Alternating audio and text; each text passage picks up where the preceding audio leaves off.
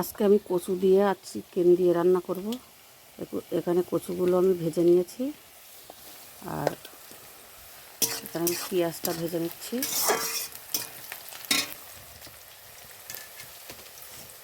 আর এদিকে চিকেন আছে।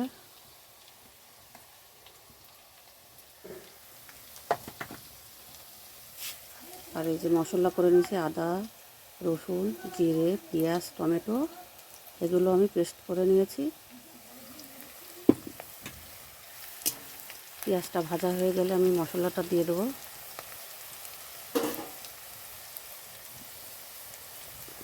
পেঁয়াজ ভাজা হয়ে গেছে, এখন আমি মশলাটা ঢেলে দিচ্ছি।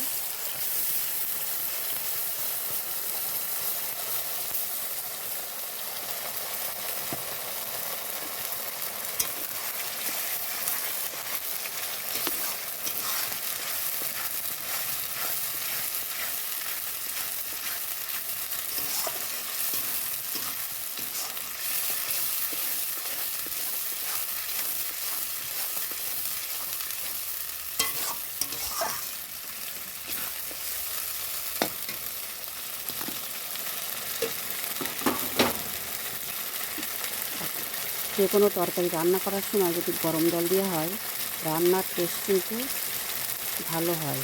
তার জন্য আমি এই হাঁড়িতে গরম জল করে রেখেছি। এই যে তারপরে ধোয়া উঠছে, আর কাঠে করি তো তার জন্য একটু কালি হয়।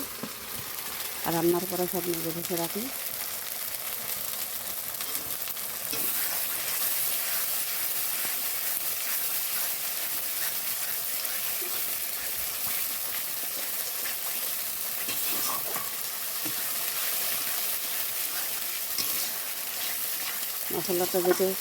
মশলা দিয়ে যখন তেল ছাড়বে তখন আমি মাংসটা দিয়ে দেবো।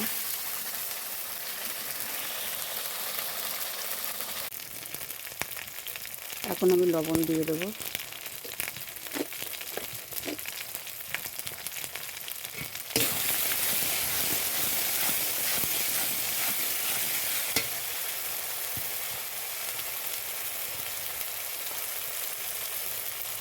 হলুদ দিয়ে দেবো।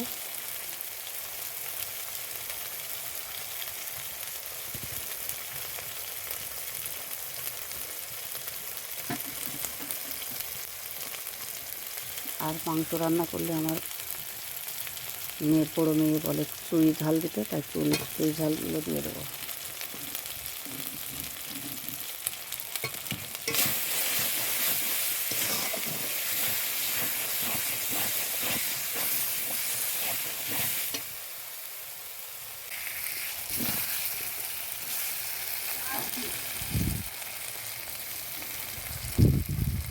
মশলা দিয়ে তেল ছেড়েছে, এখন আমি মাংসগুলো দিয়ে দেবো।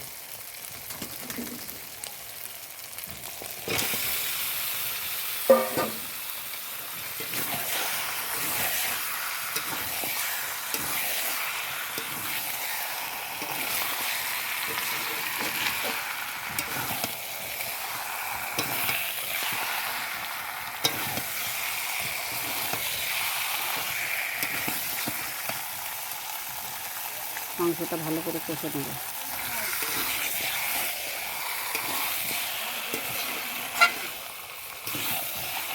অল্প করে কষাবো আর ঢাকা দেবো।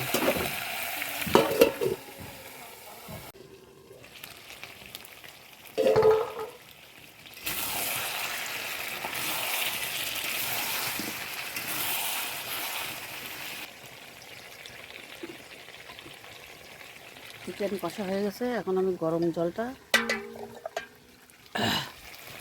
দিয়ে দেবো।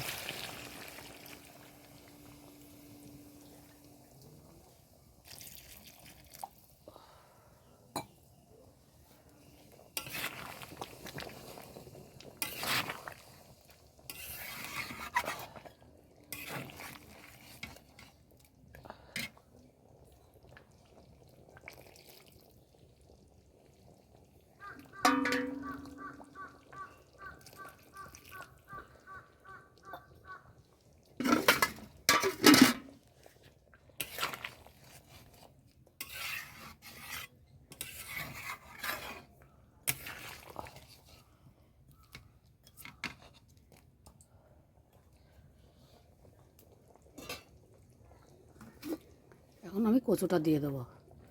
ঝোলটা ফুটে গেছে, কচুটা দিয়ে দেবো।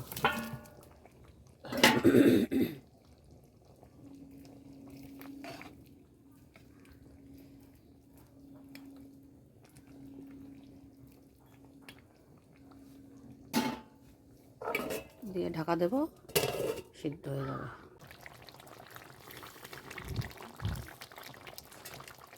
মাংস রান্না হয়ে গেছে। আর এই যে কচু দিয়েছিলাম, কচু কত সুন্দর সিদ্ধ হয়ে গেছে,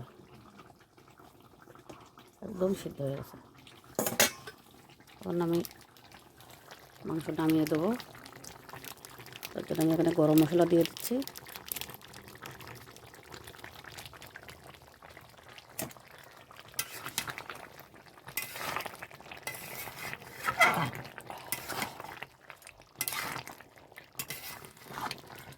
এবার আমি নামিয়ে দেবো।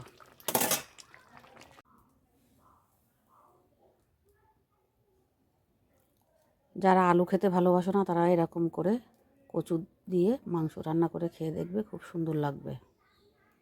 আর আমার মাংস দিয়ে কচু রান্না কমপ্লিট হয়ে গেছে। মোচা সিদ্ধ করে চটকিয়ে রেখেছি, মোচা দিয়ে চিংড়ি মাছ রান্না করব। কড়াতে তেল দিয়ে দিচ্ছি।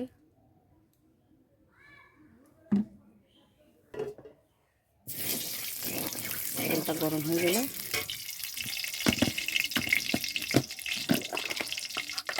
চিংড়ি মাছগুলো আমি কেটে রেখেছিলাম, কারণ আমি ভেজে নেব।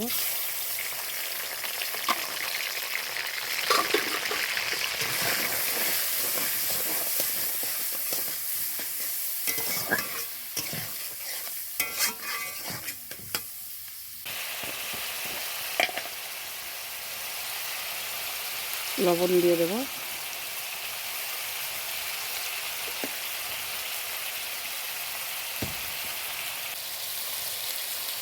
হলুদ দেবো।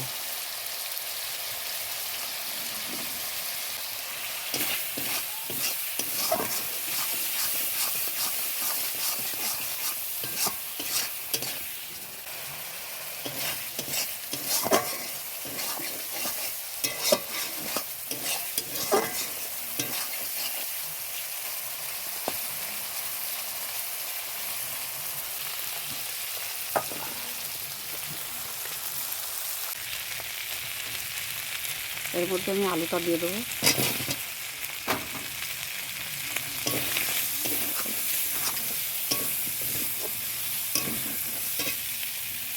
আর এই মোচার জন্য আমি মশলাটা ভেজে রেখেছিলাম, মশলাটা দিয়ে দেবো। এক হাত দিয়ে হচ্ছে না এখন আমার।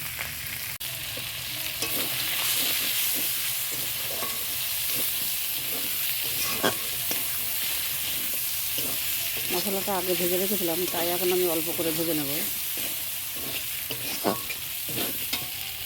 আর এখন আমি এখানে মোচাটা দিয়ে দেবো।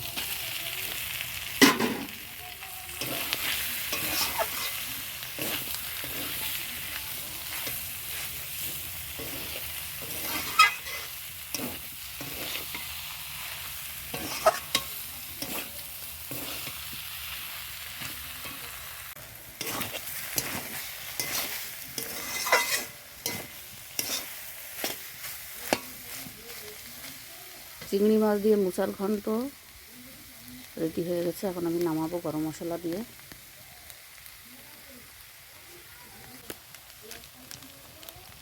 গরম মশলার গুঁড়ো দিচ্ছি।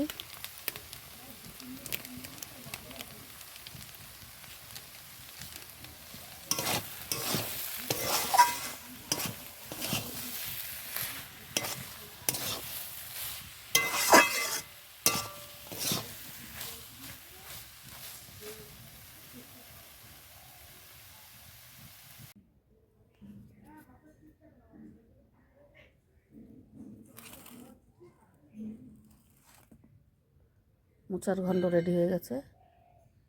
তোমরা কিন্তু এইভাবে ছোট চিংড়ি দিয়ে মোচার ঘন্ট করে খেতে পারো।